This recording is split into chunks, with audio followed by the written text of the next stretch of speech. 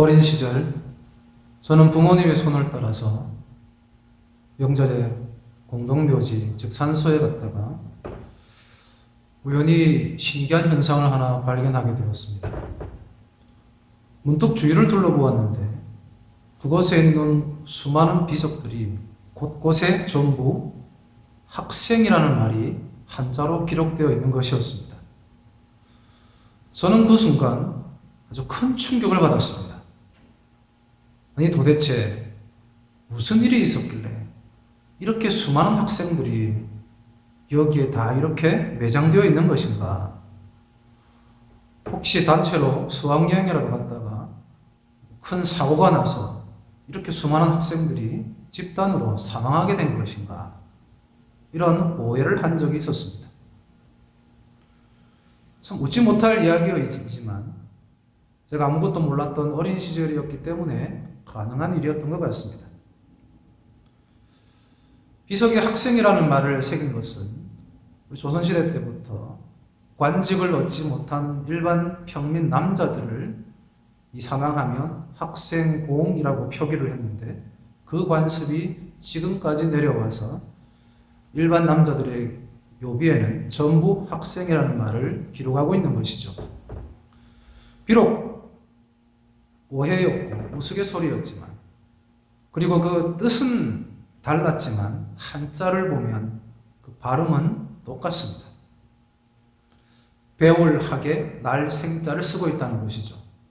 학생, 배우기 위해서 태어난 존재 또는 태어났다면 반드시 배워야 하는 존재가 바로 인간이라는 뜻으로 해석할 수 있겠습니다. 사람은 나이를 불문하고 태어나서 죽을 때까지 끊임없이 배워야 합니다. 그런데 우리는 하나의 큰 오해와 착각을 하는 것이 있습니다. 학교를 졸업하고 나면 나는 이제 더 이상 배울 것이 없다라고 생각하는 것입니다. 또 어떤 분들은 내가 지금 나이가 많이 들었으니 이 나이에 더 배워서 뭘 하겠느냐, 기억력도 감퇴하고 이제 배울 힘도 없으니 배우는 것은 젊은 아이들이나 가능한 일이고 나는 이제 배우는 것과는 아무런 상관이 없다라고 자포자기하는 것입니다. 그런데 그것은 큰 오해이죠. 사람은 태어나서 죽을 때까지 계속해서 배워야 합니다. 그러기 위해서 태어난 존재가 바로 인간입니다. 많은 사람들이 더 나은 삶을 위해서 다양한 분야에서 지식과 기술을 배우고 연마하고 있습니다. 좋은 학교, 좋은 직장, 그리고 승진과 좀 더 높은 자리를 위해서 끊임없이 배우고 기술을 연마하고 있죠. 또 우리 자신의 스스로의 지적인 만족을 위해서도 우리는 끊임없이 배우기를 즐거워합니다. 우리가 일반 사회에서 배우는 이유가 이러한 것이라면 과연 우리 그리스도인들은 무엇을 배워야 합니까? 오늘 본문의 말씀을 보면 우리 그리스도인들이 배워야 할 것은 바로 하나님의 말씀이라는 사실을 우리는 알 수 있습니다. 그리스도인들은 하나님의 말씀, 즉 성경을 배우는 것을 끊임없이 즐거워하고 여기에 최선을 다해야 하는 것이죠. 성경을 배우고 또 그 성경을 가르친다는 것은 그 사람의 신앙뿐만 아니라 인생을 바꿔놓는 아주 중요한 일입니다. 그래서 유대인들은 자녀들에게 구약 성경을 가르칠 때에 그 교육을 가정에서 직접 부모가 시행하였고 또한 무엇보다도 오늘 우리가 읽은 본문인 이 쉐마 본문을 아주 중요하게 여겼습니다. 우리가 읽은 이 신명기는 출애굽을 한 이후에 이스라엘 백성들이 40년 광야 생활을 거칩니다. 그 이후에 이제 가나안 땅에 입성하기 직전에 그것을 가나안 땅을 바라보면서 기록된 성경이라고 볼 수 있습니다.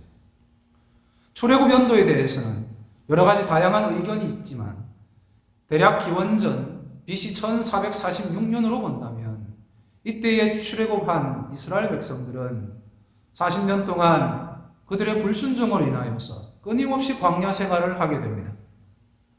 그러다가 출애굽 1세대들, 즉 출애굽 애굽에서 노예 생활을 하다가 모세의 인도로 광야 40년 생활까지 경험한, 홍해를 자기의 발로 직접 밟아서 건너보았던 그 놀라운 기적을 경험하였던 그 세대들이 광야에서 얼마 가지 못해 계속해서 불평과 불만을 터뜨리면서 그들은 출애굽한 지 약 38년에서 39년 사이에 다 전멸하게 됩니다. 모세의 친형이었던 아론과 미리암 역시 광야에서 죽게 되고, 모세 역시 출애굽은 하였지만 가나안 땅에 들어가지 못하고 그는 모압 광야에 있는 느보산에서 죽게 됩니다. 모세는 무리바 사건으로 인하여서 하나님께서 너는 애굽을 나오긴 했지만 가나안 땅에 들어가지 못하리라는 말씀을 드려야만 했습니다. 출애굽 2세대들, 즉 광야에서 태어난 이 세대들은 부모 세대였던 출애굽 1세대들과는 달리 애굽도 경험해보지 못하였고, 동시에 조상들이 살았다고 하는 이 가나안 땅도 들어가 보지 못한 세대들입니다. 이들은 하나님을 만나보지도 못하였고, 아버지 세대가 경험하였던 그 홍해를 직접 건너고 애굽의 10가지의 재앙을 경험해보지도 못하였던, 그야말로 하나님에 대한 어떠한 지식과 경험도 없었던 그 세대들이었습니다. 출애굽 이 세대들인 이 자녀 세대들만이 이제 가나안 땅에 들어가게 됩니다. 그렇기 때문에 하나님께서는 비록 가나안 땅에는 들어가지 못하지만 가나안을 목전에 두고 있는 이 세대들에게 모세를 통하여 하나님께서는 하나님의 말씀을 가르치고 배우고 끊임없이 교육하라는 오늘 본문의 말씀을 주고 계신 것입니다. 이것이 바로 오늘 우리가 읽은 신명기의 목적입니다. 신명기 7장 12절을 보시면 너희가 하나님의 말씀에 순종하면 이라고 기록하고 있습니다. 이 말씀은 신명기 전체의 대주제가 된다고 볼 수 있습니다. 한 가지 재미있는 사실은 구약 성경에서 이스라엘 민족 전체를 가리킬 때에 성경은 줄곧 야곱이라고 표현한 경우가 상당히 많다는 것입니다. 하나님은 아브라함과 이삭과 야곱의 하나님입니다. 아브라함이라고 부를 수도 있고 이삭이라고 부를 수도 있지 않습니까? 그런데 이스라엘 민족을 가리켜서 말할 때에 항상 야곱아라고 표현합니다. 왜 아브라함과 이삭이라고 부르지 않고 왜 야곱아라고 부르는 것일까요? 그 이유는 아주 간단합니다. 야곱이 바로 12지파의 조상이 되기 때문입니다. 야곱의 11명의 아들과 그리고 2명의 손자를 포함한 이 13명의 아들과 손자들이 이스라엘 지파의 조상이 되는 것입니다. 레위 지파는 특수한 지파이므로 레위 지파를 포함한다면 13지파가 맞는 것이고, 레위 지파를 제외하고 일반 백성들만을 지칭해서 말한다면 12지파가 맞는 것이죠. 우리는 어떻게 불러도 상관이 없을 것으로 생각이 됩니다. 그래서 야곱이 이 이스라엘 12지파의 조상이 되므로 야곱아라고 말하는 것은 이스라엘 전체 12지파, 레위지파까지 포함한다면 총 13지파 전체를 가리켜서 하시는 말씀이죠. 그래서 이 야곱아라고 말씀하실 때는 이스라엘 전체를 향하여 이스라엘 민족아라고 말씀하시는 것과 똑같습니다. 그런데 7장 12절에 보시면 하나님께서 너희가 하나님의 말씀에 순종하면 이란 아주 중요한 말씀을 하고 계십니다. 여기서 모세는요, 정말로 아주 중요한 표현을 하였습니다. 너희가, 즉 야곱이 하나님의 말씀에 순종하면, 히브리어 원어 성경에 보면 이것을 한국말로 바꾸어서 제가 말씀을 드리면 야곱이 무엇을 하면이라는 말은 동음이의 어입니다. 뜻은 다르지만 똑같은 발음을 하고 있다는 것입니다. 야곱이라는 단어가 너희가 순종하면이라고 할 때의 그 하면이라는 단어가 똑같은 발음을 가지고 있는 단어입니다.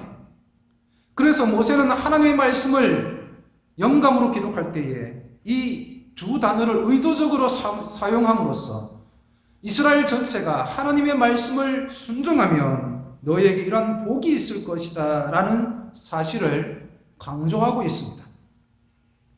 그래서 말씀을 순종하게 되면 너희가 복을 받을 것이고, 말씀에 불순종하게 되면 너희가 복을 받지 못하고 저주를 받게 될 것이란 이 내용은 신명기 전체의 중요한 대주제가 되는 것이죠.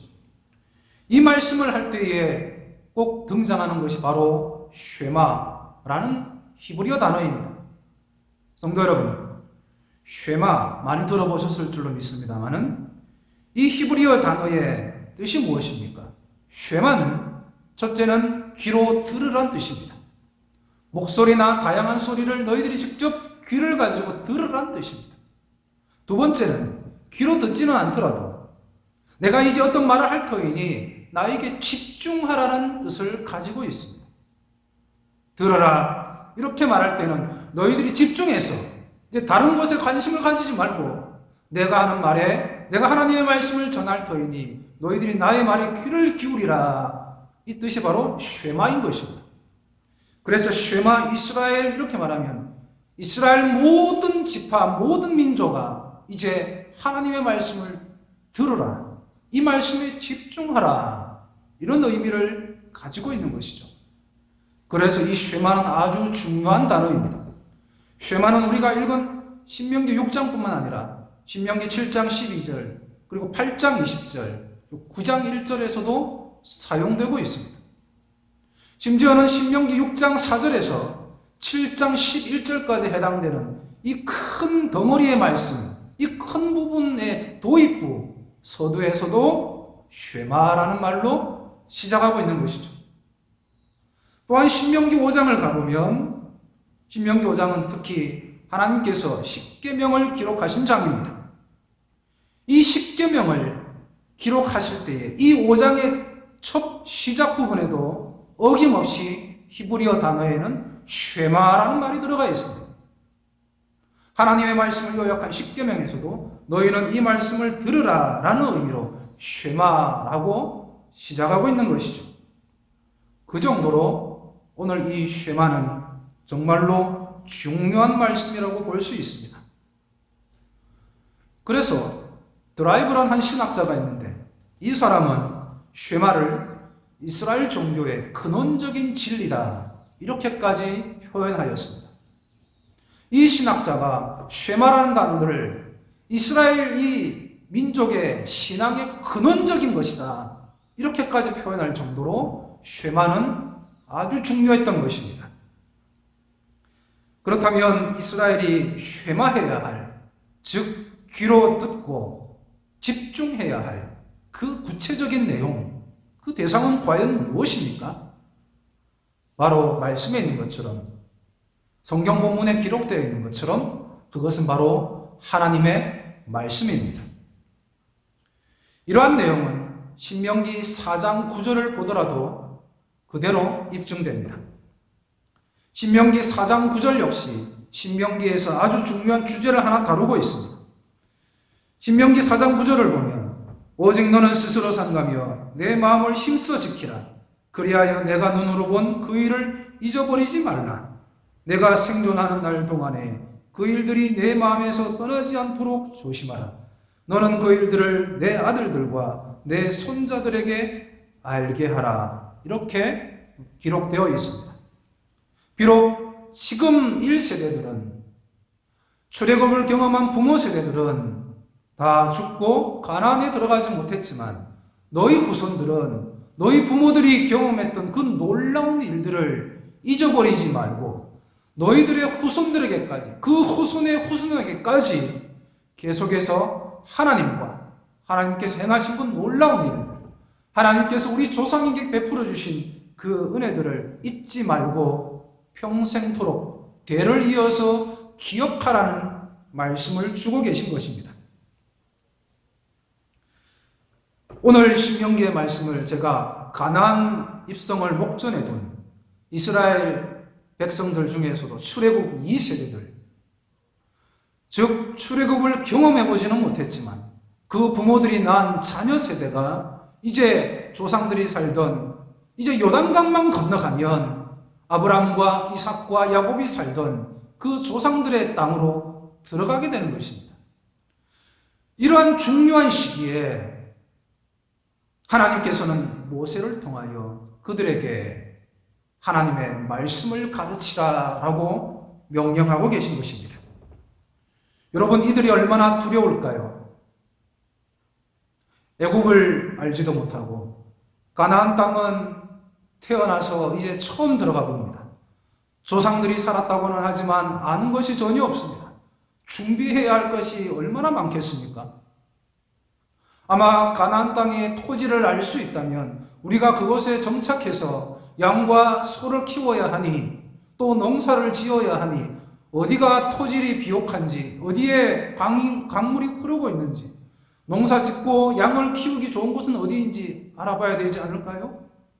또 가나안 땅에 혹시라도 남아있을 그 가나안 족속들이 여전히 이스라엘의 이 후손들을 군대를 가지고 위협할 터인데, 그들의 위협을 막기 위해서라도 남자들을 모아서 군을 조직하고 이제 전쟁을 채비를 갖추어야 하지 않습니까? 훈련을 해야 하고 무기를 준비해야 되지 않습니까? 해야 할 일이 얼마나 많겠습니까? 그런데 이 모든 일들보다도 제일 먼저 중요한 것은 하나님께서 오늘 신명기 6장의 본문에서 말씀하신 것처럼 너희들이 땅을 개척하고 농사지을 준비를 하고 집을 짓고 군대를 만드는 것이 아니라 바로 하나님의 말씀을 듣고 말씀에 집중하고 말씀을 가르치고 또 그 말씀을 배우는 것이 다른 그 어떤 일들보다도 더 중요하다고 말씀하신 것입니다. 그래서 오늘의 본문은 이러한 내용을 기록하고 있습니다. 먼저 신명기 6장 4절에서 5절의 말씀을 보시면 모세는 이스라엘의 백성들에게 하나님을 사랑하라 라고 기록하고 있습니다. 그냥 사랑하라는 것이 아닙니다. 마음을 다하고 뜻을 다하고 힘을 다하여 너희 하나님 여호와만을 사랑하라 라고 강조하고 있습니다. 첫 번째 주제는 하나님을 사랑하라는 것입니다. 오늘 말씀은 주님께서도 신약에서 그대로 인용하셨습니다. 마태복음 22장 37절과 마가복음 12장 29절과 30절의 말씀, 그리고 누가복음 10장 27절의 말씀에서도 주님께서는 마음과 뜻과 힘을 다하여 너의 하나님 여호와를 사랑하라고 하신 이 말씀을 그대로 인용하셨죠. 성도 여러분, 하나님을 사랑한다는 것은 이스라엘 백성과 하나님과의 관계에 있어서 가장 중요한 기초가 되는 것입니다. 하나님을 사랑하면 나는 너희의 하나님이 되고 너희는 나의 백성이 되리라 하는 이 언약, 즉 약속의 관계가 맺어지는 것입니다. 우리가 하나님을 왜 사랑해야 합니까? 하나님을 의무적으로 사랑합니까? 그렇지 않습니다. 하나님을 사랑하게 되면 우리가 무슨 큰 이득을 얻기 때문에 목적을 이루기 위해서 하나님을 사랑하는 것입니까? 그렇지 않습니다. 하나님의 백성이라면 모두가 하나님을 사랑하는 것이 지극히 당연한 일이며 또한 사랑해야 하는 것입니다. 하나님께서 행하신 그 놀라운 일들과 은혜와 기적들을 생각한다면 하나님을 사랑할 수밖에 없고 하나님을 경외하며 그분을 믿을 수밖에 없는 것입니다. 그래서 마음과 뜻과 힘을 다하여 하나님을 사랑하라고 오늘 모세가 이스라엘 백성들에게 말하고 있지 않습니까? 인간이 가지고 있는 지, 정, 의를 다하여 하나님을 사랑하라고 기록하였습니다. 습관적으로나 형식적으로나 종교적으로 마지못해 사랑하는 척하는 것이 아닙니다. 우리도 역시 마찬가지입니다. 하나님을 우리가 지식적으로만 대하거나 습관적으로나 종교적으로나 이론적으로만 알고 그렇게만 하나님을 사랑한다는 것은 비극입니다. 하나님은 우리를 너무나도 사랑하시는데 우리가 그 하나님을 믿고 경외할 때에 마음과 뜻과 힘을 다하지 않고 습관적으로, 종교적으로, 지식적으로만, 이론적으로만 하나님을 믿고 따른다면 얼마나 큰 불행이겠습니까? 성도 여러분, 하나님께서 우리에게 베풀어 주신, 나에게 베풀어 주신 놀라운 은혜들, 그리고 지금까지 인도하신 하나님의 은혜를 생각할 때마다 우리는 감사할 수밖에 없고, 한 분 하나님, 삼일체 하나님을 우리는 사랑할 수밖에 없는 것입니다. 그래서 이스라엘 백성에게 주신 말씀처럼 우리 역시 마음과 뜻과 힘을 다하여 우리 한 분 하나님만을 사랑하기를 간절히 바라는 것입니다. 두 번째입니다.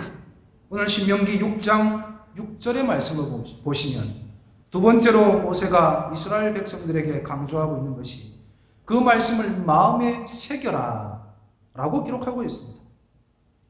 마음에 새긴다. 이 말씀을 마음에 새기지 않으면, 제가 6장 4절과 5절에서도 말씀드린 것처럼 이 말씀을 습관적으로만, 종교적으로만, 외형적으로만, 의무적으로만 이 말씀을 읽고 묵상하고 마지못해 따른다면 우리는 4절과 5절에 기록되어 있는 하나님을 사랑할 수 없는 것이죠. 말씀을 읽고 배우고 묵상해야 했을 때에 나의 내면 속에 받아들이고 내 심령과 관절과 골수를 찔러 쪼개는 그 성령의 능력 있는 말씀이 내 안에, 나의 심령 속에 들어왔을 때에 내 인간의 내면과 내 영혼 깊은 속 모든 곳까지 그 말씀 앞에 내려놓고, 말씀이 우리의 죄를 지적하면 그것에 대하여 회개를 해야 하고, 말씀이 우리에게 평안을 주시면 우리는 그 평안을 누려야 하고, 말씀을 통하여 우리가 하나님을 알게 되면 말씀 속에 역사하시는 그 하나님을 우리가 믿게 되는 것이죠. 이것이 말씀이 우리 마음속에 새겨지는 것입니다. 외형적으로나 습관적으로나 종교적으로만 치우치는 것이 아닙니다. 만약 말씀이 그렇게 되어버린다면 그 말씀은 우리 인간에게 어떠한 변화도 주지 못합니다. 우리는 하나님을 만나지 못합니다. 성령 하나님의 은혜를 깨달을 수가 없습니다. 말씀이 그 사람 속에 들어가야만, 오늘 본문 말씀에 있는 것처럼 그 말씀을 내 마음에 새겨야만 그 말씀이 나의 말씀이 되고, 그 살아있는 말씀은 내 속에서 놀라운 변화와 능력을 일으키게 되는 것입니다. 그것을 통하여 한 사람이 변화되는 것이죠. 그래서 우리는 말씀을 마음속에 새겨야 하는 것입니다. 세 번째로 오늘 본문 신명기 6장 7절과 9절을 보시면 모세는 이 말씀을 가르치고 실천할 것을 요구하고 또한 명령하고 있습니다. 저는 아주 오래전에 신학생 초기였던 것 같습니다. 이 신명기 6장의 말씀을 보면서 이들이 실제로 손목에 줄을 묶어서 조그마한 박스를 만들어서 그 안에 성경 구절을 넣고, 또 이 이마에도 그런 조그마한 상자를 만들어서 말씀을 붙이고 다니는 것을 보면서 전 참 웃었습니다. 아니, 오늘 신명기 6장 7절에서 9절의 말씀은 비유적인 말씀이고 상징적인 말씀이지 않느냐. 손목에 매라는 것은 너희들이 말씀을 실천할 때에 이 말씀을 근거로 해서 실천하고 생활하라는 뜻이고, 이 미간에 붙이라는 것은 사고하고 생각하고 모든 중요한 이 두뇌 작용을 할 때에 말씀이 근거하라는 이 비유적인 말씀이지, 이것을 어떻게 유태인들이 오해하여서 글자 그대로 직역해서 이렇게 지키고 있는가. 유대인들이 참으로 어리석다고 여긴 적이 있었습니다. 실제로 유대인들은 오늘 7절과 9절의 말씀을 가지고 가죽끈을 이렇게 왼팔에 묶습니다. 왼팔에 묶는 것은 심장과 가장 가까운 쪽이란 뜻이죠. 그리고 그 끝에 조그마한 박스를 만들어서 그 안에 말씀을 적은 그 구절을 넣어둡니다. 이것을 테펠린이라고 부르죠. 영어로는 필락텔이라고 부르기도 합니다. 또한 미간, 여기에도 두 눈썹 사이에 있는 이마 부분에도 똑같이 그렇게 조그마한 박스를 만들어서 하나님의 말씀을 기록한 것을 그 미간 사이에 붙입니다. 그리고 내 집 구절 말씀이죠. 내 집 문설주와 바깥문에도 기록하라는 이 말씀대로 유대인들은 지금도 비행기를 타고 이스라엘에 가보시면 유대인들은 집 문설주와 바깥문뿐만 아니라 화장실을 제외한 집안 곳곳 모든 곳에 매주자 또는 매주노트라는 것을 큰 박스를 만들어서 그 안에 두루마리나 양피지 같은 것을 넣어서 성경 구절을 적습니다. 화장실을 제외한 거의 모든 곳에 집 안팎으로 이것을 붙이죠. 그들은 이 말씀을 비유적인 말씀으로, 상징적인 말씀으로 해석한 것이 아니라 글자 그대로 지켰습니다. 테필림과 이 매주자 안에는 출애굽기 13장의 말씀, 그리고 신명기 6장 4절에서 9절의 말씀, 신명기 11장의 말씀, 그리고 십계명, 이런 말씀들이 주로 기록이 되어 있습니다. 그런데 그들이 이렇게 테필림과 매주자를 만들어서 말씀을 직접적으로 기록한 것에 대해서 이들이 말씀을 크게 오해하였다고 비난할 것이 아니라 저는 이 유대인들이 아주 참 잘했다고 생각합니다. 왜냐하면 사람은 망각하는 동물입니다. 지금은 기억하지만 하루 지나고 이틀 지나고 일주일, 한 달, 1년, 2년 지나가 버리면 지금은 기억할 것 같지만 몇 달 내지 몇 년이 지나면, 수십 년이 지나버리면 우리는 기억을 못합니다. 우리 옛말에 사람이 뒷간 들어갈 때 마음과 뒷간에서 나올 때 마음이 다르다고 하지 않습니까? 사람 마음이 바뀌어버립니다. 일부러 그렇게 하는 것이 아니라 세월이 흐르니 잊어버리게 되어서 기억조차 나지 않고 그렇게 되니 마음이 바뀌어버리는 것이죠. 그것을 막기 위해서라도 유대인들이 테필림과 매주자를 직접 만든 것은 저는 참으로 좋은 것이라고 지금도 생각합니다. 물론 우리 한국에 있는 성도들이 실제로 우리의 미간과 손목에 이 구절을 붙이고 우리 집안 곳곳에 말씀을 기록한 이 조그마한 박스들을 집안 곳곳에 부착할 필요는 없겠지만 이들이 이렇게까지 해가면서 지키려 했던 것은 무엇입니까? 이 말씀을 잊지 않겠다는, 망각하지 않겠다는 철저한 이 노력과 반성이 있었던 것입니다. 지금처럼 컴퓨터라든지 다양한 시청각 교재나 교육 교재가 풍부했던 시대가 아니었습니다. 그렇기 때문에 육성으로만 아버지가 아들에게 말씀을 가르치고 그 아들이 결혼하여서 또 자기의 아들에게 또 말씀을 가르쳐봐야 시간 지나면 또 잊어버리니 이것을 막기 위해서라도 이들은 테필림과 매주자를 만들었던 것입니다. 성도 여러분, 결론적으로 유대인들이 오늘 신명기의 말씀을 이렇게 사랑했던 것처럼 우리 모두는 하나님의 말씀을 겸손한 자세로 배워야 합니다. 디모데후서 3장 16절은 무엇을 말씀하고 있습니까? 모든 성경은 하나님의 감동으로 되었기 때문에 교훈과 책망과 바르게 함과 의로 교육하기에 유익하다고 우리에게 가르쳐주고 있습니다. 그렇습니다. 하나님의 말씀을 가르치고 하나님의 말씀을 배우는 것은 정말로 가장 의미 있고 가장 보람이 있으며 한 사람의 인생을 바꿔놓을 수 있는 일이고 그 한 사람을 또한 천국으로 인도할 수 있는 하나님의 백성이 되게 하는 한 영혼을 살리는 정말로 중요한 일입니다.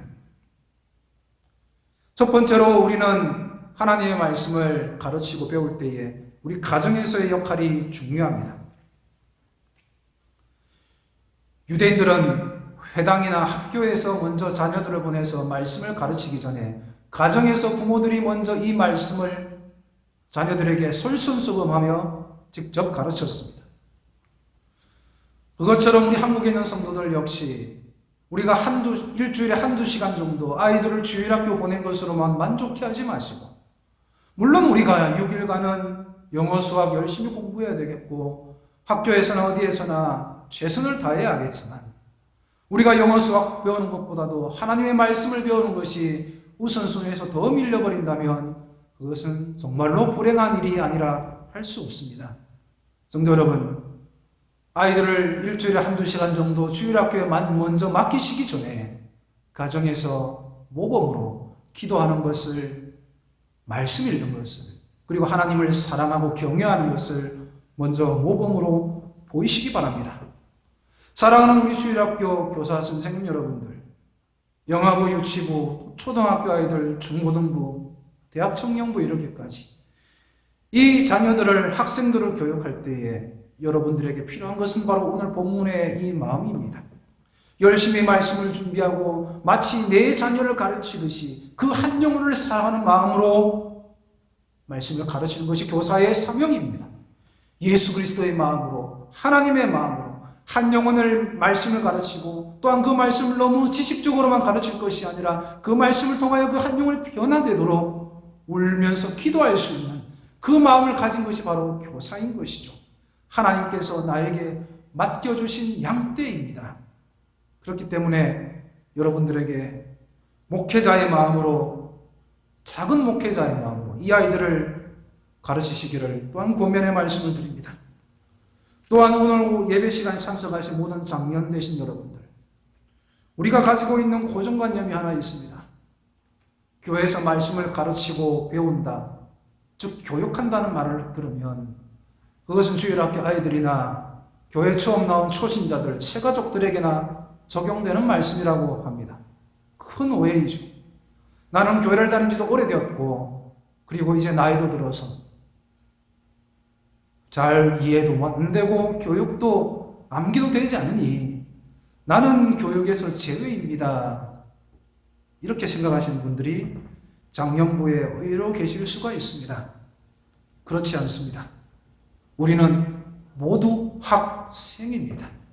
배우기 위해서 태어난 존재입니다. 태어났다면 또한 배워야 할 존재가 바로 우리 인간인 것이죠. 말씀은 교육부서 아이들만 배우는 것이 아닙니다. 말씀은 새가족들만 배우는 것이 아닙니다. 우리는 천국 가는 그날까지, 하나님 앞에 서는 그날까지 겸손한 마음으로 자기 자신을 낮추고 하나님의 기록된 말씀을 배워야 하는 것입니다. 우리가 말씀을 제대로 배우지 못한다면 우리는 한국교회는 지금 수십 년 동안 신천지라는 이 이단 앞에 속수무책으로 당해왔지 않습니까? 말씀을 많이 안다고 스스로 자부했지만 우리는 정작 말씀을 잘 알지 못했고 교리에 대해서 너무나 약했기 때문에 이런 이단 조직 하나에도 한국교회가 얼마나 많은 피해를 입어야 했습니까? 우리 모두가 말씀에 튼실히 서 있고 이 교리에 충실하다면 우리는 신천지보다도 더 큰 이단의 위협 앞에서도 우리는 끄떡도 하지 않을 수 있습니다. 교회는 흔들리지 않습니다. 말씀 위에 세워진 교회, 말씀 위에 세워진 교인들은 절대로 어떠한 위협에서도 흔들리지 않고 오히려 세상을 변화시킬 수 있는 것입니다. 성도 여러분, 말씀을 뵙겠습니다. 오늘 본문의 명령처럼 먼저는 나 자신에게, 그리고 또한 다음 세대들에게, 우리 주위의 모든 사람들에게 하나님의 말씀을 끊임없이 가르치고 배우게 해서 이 말씀의 우리의 영혼을 변화시키고 우리의 심령과 관절과 골수를 찔러 쪼개기까지 살아 역사하시는 이 하나님의 말씀이 우리의 영혼과 인생을 변화시켜 놓고 우리에게 예수 그리스도만 구주시라는 삼위일체 한 분 하나님이시라는 이 믿음을 우리 모두가 가지게 하기를 오늘 신명기 6장의 말씀을 보면서 우리 모두가 새로운 마음으로 다시 이 말씀 앞에 순종하기를 모두가 그렇게 각오를 가져봅니다.